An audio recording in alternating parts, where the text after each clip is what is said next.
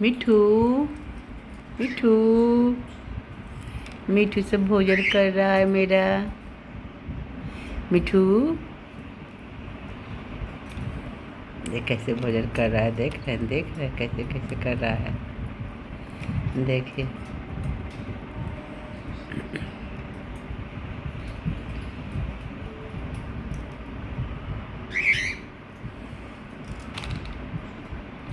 देख कैसे खा रहा, कैसे कर रहा है मिठू मेरा, देखिए।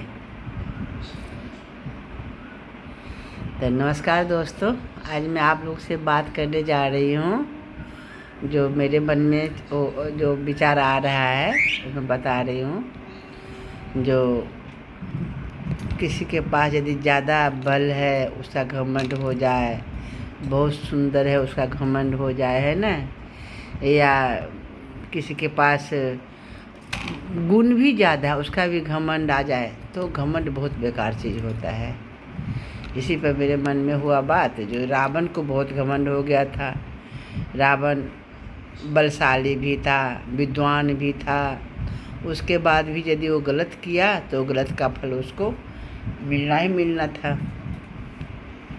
तो जो आज मैं सुनाने जा रही हूँ शायद आप लोग सुने होंगे या नहीं सुने होंगे, शुरू से लास्ट तक ज़रूर सुनिएगा। जो रावण को लंका नगरी कैसे मिला, तो इसी पर कुछ बात करने जा रहे हैं आज आपसे हम। तो लंका जो सोने की लंका थी वो कौन बनवाया था? तो देवता लोग सब मिल कर के विश्वकर्मा द्वारा रचित ये सोने की लंका था। और ये लंका था किसका? रावण के सौतेले भाई था कुबेर, उनका लंका था। लेकिन रावण अपने ताकत के बल पर उससे ये युद्ध करके छीन लिया कुबेर से। लंका का सोने की लंका जो है वो था कुबेर का, लेकिन लंका ने युद्ध करके जीत गया उससे, और ये लंका का राजा रावण बन गया। लेकिन वो था किसका? कुबेर का था।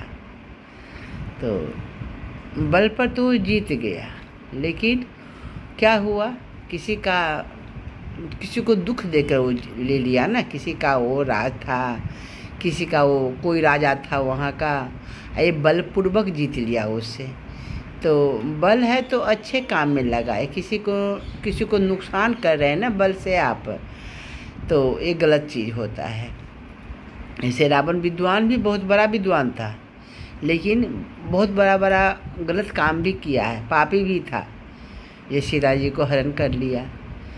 और यही नहीं, जो लोग सोने की लंका ही उससे ले लिया युद्ध करके, अपने बल के क्रोध के में आकर के, बल के घमंड में आकर के कुबेर का लंका राज ही नहीं ले लिया, बल्कि पुष्पक विमान भी उससे ये ले लिया रावण ने। हुआ क्या, जो लंका का भी सर्वनाश हो गया, यहाँ तक कि रावण का भी सब कोई भी नहीं, परिवार में वंश में भी कोई नहीं रहा। तो किसका श्राप कब लग जाए ना कोई नहीं जानता है। इसलिए काम ऐसा करिए जो क्रोधित कोई व्यक्ति ना हो।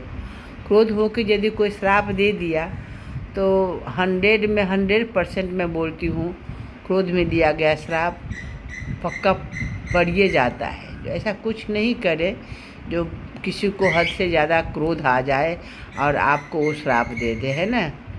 तो ऐसा कुछ भी काम नहीं करना चाहिए। जैसे कि विद्वान भी था रावण, बलशाली भी था, लेकिन वो अपना बल का उपयोग अच्छे जगह नहीं किया। उसने कहाँ किया? हमेशा कमज़ोर व्यक्ति पर किया। जो उसको लगा जो ये कमज़ोर है उसको मैं हरा दूंगा, तो उसको हरा के उसको छीन लेता था। तो ये सब चीज़ गलत है। इस सब चीज़ को गलत नहीं मानना चाहिए, और आपको सही काम करना चाहिए जिसमें आप भी खुश हैं, आपके सामने वाला भी खुश हो।